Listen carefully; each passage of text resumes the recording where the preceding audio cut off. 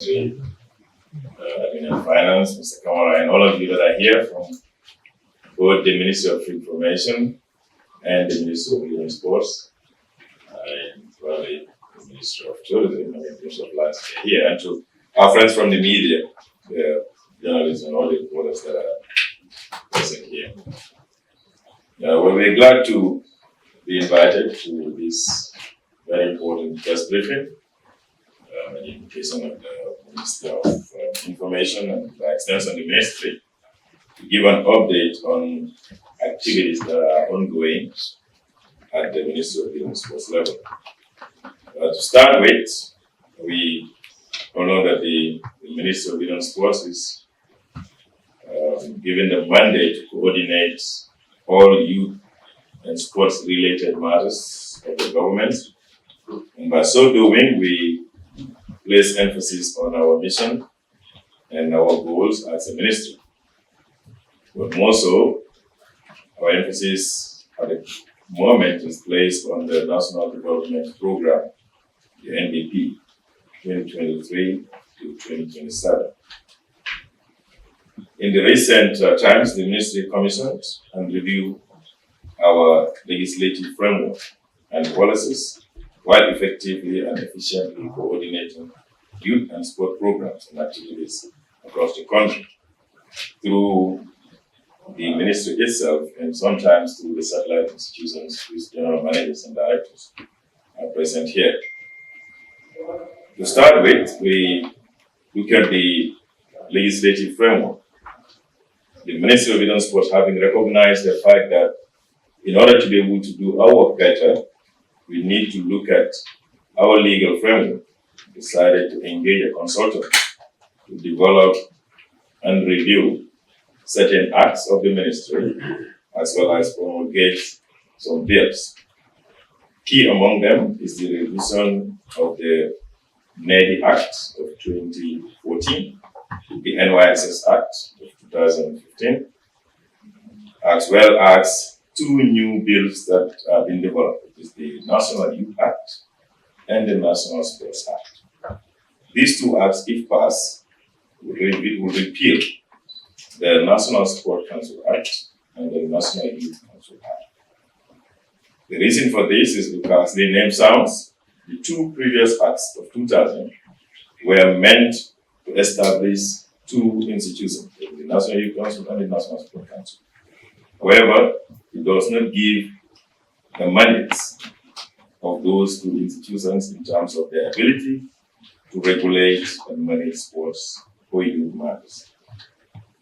The acts have already been developed and are currently at the Ministry of Justice for legal advice before it will be submitted to the Cabinet for adoption and eventually to the National Assembly for passing.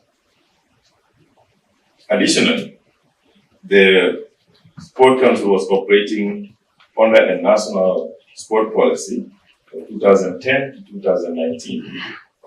This sport policy expired some 5 years ago or 4 years ago, and we are currently developing a new national sport policy through the support of the Commonwealth Secretariat, who provided technical assistance by a consultant from South Africa to develop the Gambia's new national sport policy.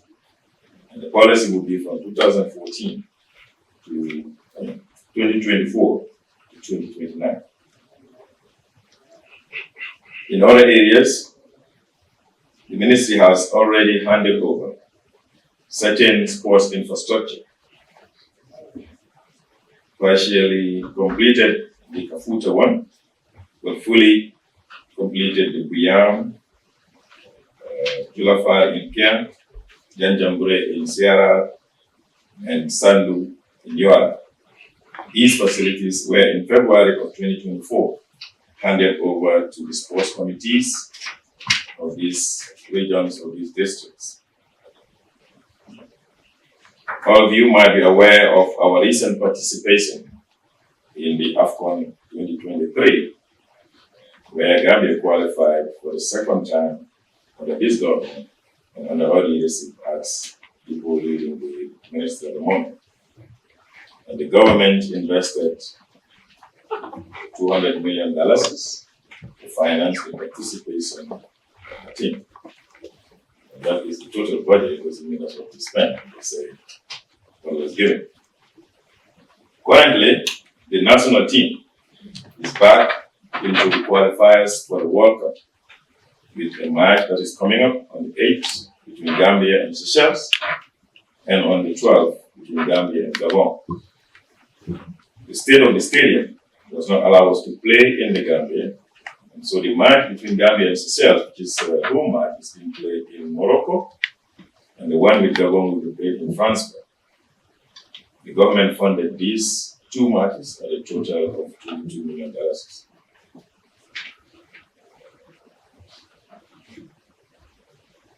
Our other projects include the GSI, which is the agroforestry training program that the ministry conducts in China, Northern region, where we, in February, graduated 70 young people, 42 women and 30 men, who were trained on agriculture for a period of 12 months. Upon the graduation of these 72, the ministry recruited another 50 who are currently undergoing the training. And this is a 12-month training, residential for that matter, and the ministry takes care of all the costs relating to their accommodation for 12 months, pays their medical bills, their feeding, and give us a stipend of $1,000 per month.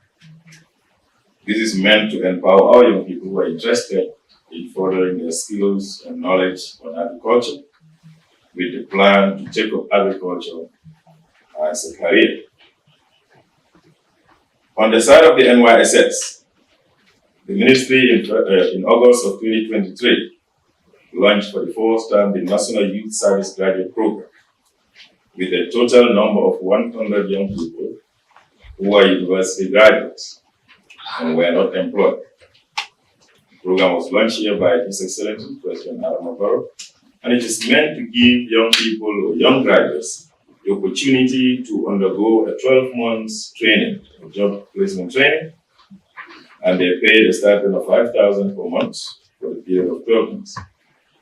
The ministry funds this program with the support of 50% support of the UNDP.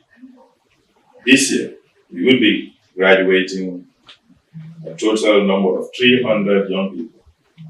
150 are those who were part of the apprenticeship training program, and another 150 were part of the regular batch.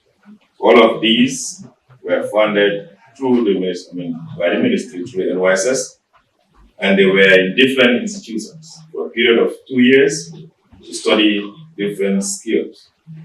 And at every time they undergo this training, the ministry does not just pay the tuition, but also pays their stipend. This year, we will be recruiting 200 young people across the country to undergo the regular program, recruitment which starts in July, and the training program starts in September for another period of 2 years. NEDI, which is one of the institutions of the ministry, has been engaging different young people and providing capacity building training. Key among them is those who are returnees, or the illegal migration or irregular migration, like some people call it, to train them on different skills, on entrepreneurship, on bookkeeping, and on business management.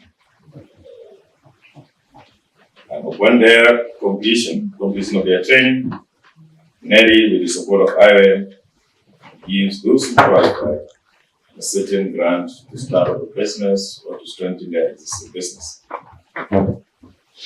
Through the ministry's support, NEDI will, in the next few days, I might put it that way, will be giving out a total of $1.5 million to young people who have qualified to be given a grant to start their business or to expand their existing businesses.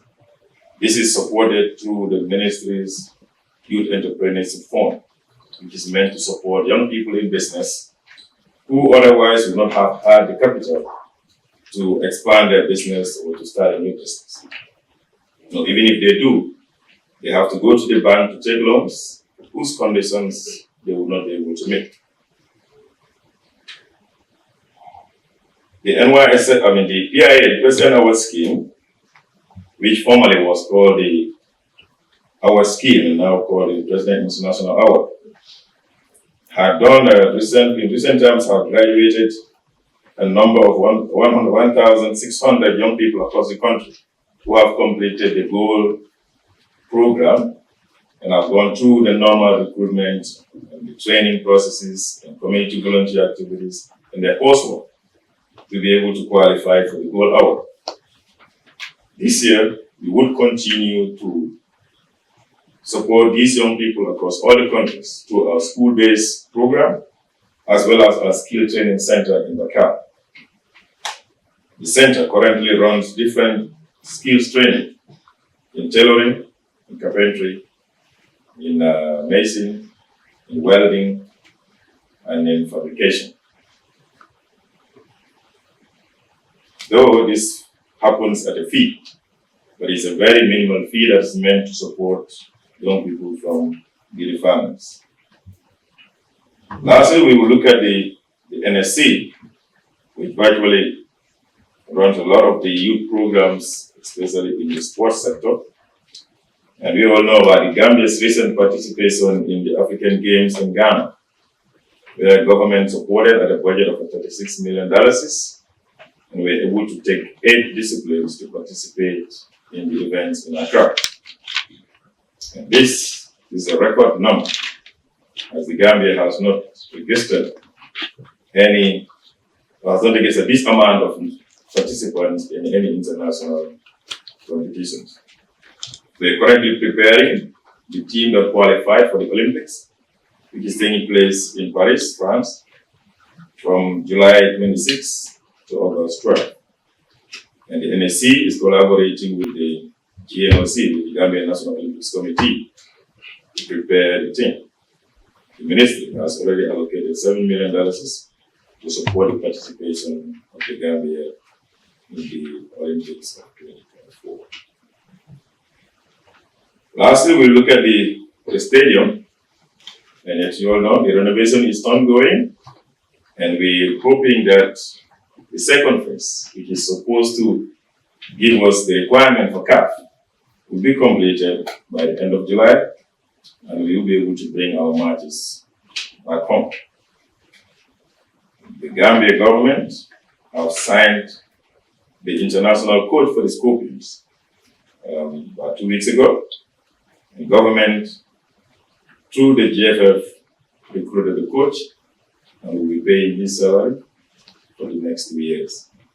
The coach is tasked, among other things, to recruit a strong or formidable national team, as well as to provide technical support for the Gambian local coaches, as well as to qualify Gambia for the 2025 Olympic Nation. These are some of the deliverables that have been agreed between us and the coach, and we hope that as he starts his task for the coming match with Seychelles, he'll be able to deliver those things. So, ladies and gentlemen, these are some of the updates that we have. Well, maybe let me add that recently also we've supported different associations, and I will just take this opportunity to just go through them. One is the Gambia Handball Association that just returned from Mauritania to participate in the 2024 Zone 2 Championship.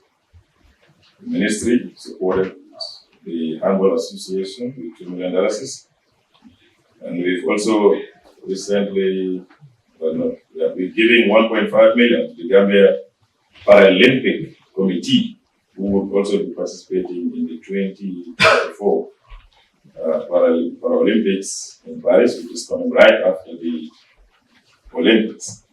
The Gambia Judo Association was also supported with $622,500 for the participation in the World Championship Seniors in Abu Dhabi, in the United Arab Emirates. And this is taking place from June 19 to 24.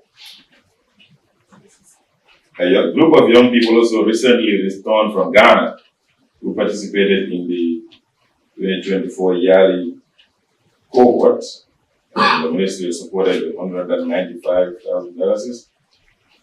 And our Gambia male volleyball team will be participating in the Olympics qualifiers as well as the World Pro Tour in China from June 6th to 8th, as well as June 18th to 24th. The ministry supported with a cash amount of $1,753,200. So these are some of the recent supports that we gave to different associations and different sporting disciplines as we all work towards ensuring that sport is supported in the country as well as there. So, Doctor, these are some of the updates we want to share with the public. There are questions, I guess, in the format.